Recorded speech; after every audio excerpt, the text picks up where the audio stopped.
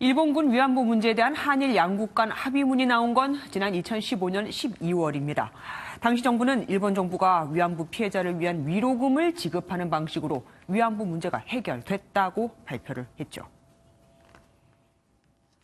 한일 양국 간 가장 어렵고 힘든 과거사 현안이었던 일본군 위안부 피해자 문제 협상이 마무리되는 것을 계기로 하지만 정작 피해 당사자인 위안부 할머니들을 빼고 진행된 협상에 논란이 일었고 지난 2016년 위안부 피해자와 유족들은 직접 일본 정부를 상대로 손해배상 청구 소송을 제기합니다. 그런데 일본 정부가 한국 법원이 보낸 소장을 번번이 반송하면서 재판은 지연되죠.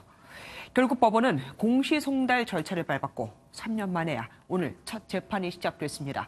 일본 정부를 상대로 한 손해배상 청구 소송이었지만 일본 측은 재판에 출석하지 않았습니다. 박장 기자가 보도합니다.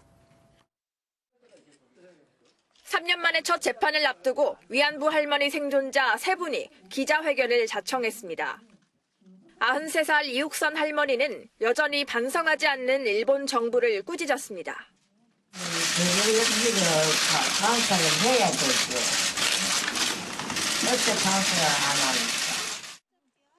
원고 21분의 할머니 중 생존자는 단 5명. 한 분은 소송을 취하해 이제 남은 원고는 20명입니다. 손해배상 청구 소송이 처음 제기됐던 지난 2016년 12월 28일 이후 3차례나 소장을 반송한 일본 정부는 이 중 2차례는 주권 면제 원칙에 따라 각하해야 한다고 주장해왔습니다. 한 국가의 법원이 다른 국가와 그 재산에 대해선 재판할 수 없다는 겁니다.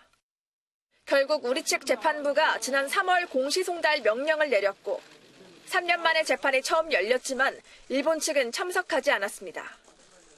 재판 도중 엎드려 오열한 92살 이용수 할머니는 재판이 끝난 뒤 각오를 다시금 굳게 새겼습니다. 끝까지 포기 안 합니다.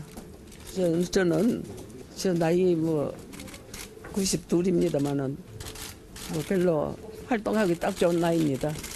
끝까지 일본한테 사죄배상 받겠습니다. MBN 뉴스 박지환입니다.